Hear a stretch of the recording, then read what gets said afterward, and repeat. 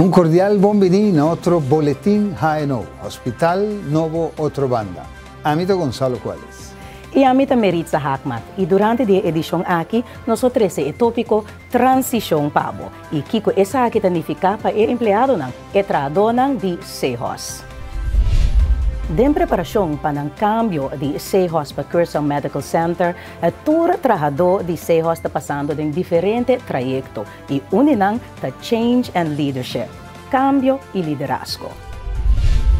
Nel corso di tempo che passa, specialmente anni passati, già stava in due sessioni a tuo lugar. Non stava trattando topico importante, ma nel caso che confia e integra.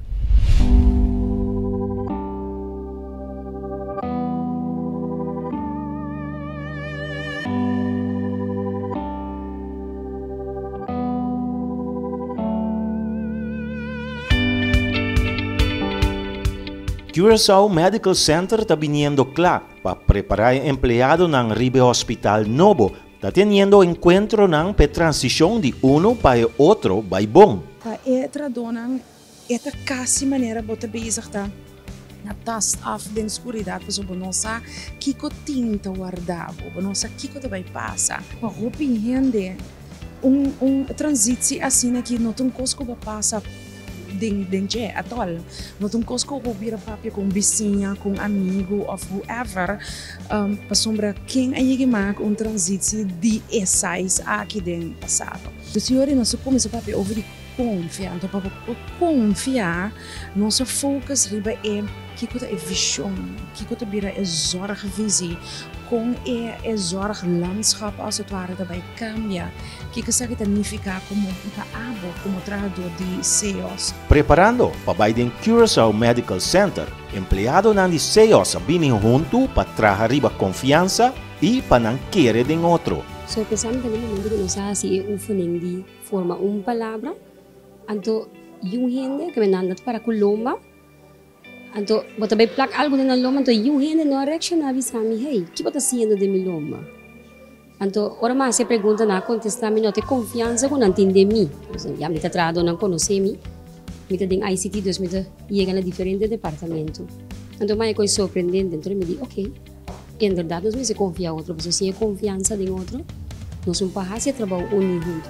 E meta comum da palavra é paciente sentir bom, nós também tem aí no pa é paciente novo, mas é paciente aí, que também chega nós.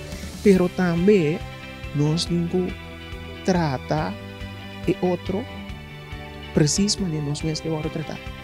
Então, e outro não tem paciência, pero tá nosso colega de outro departamento não que ligar na nosso departamento, então passine junto nós por lá e cuido de nível altíssimo. Assim isso é lo.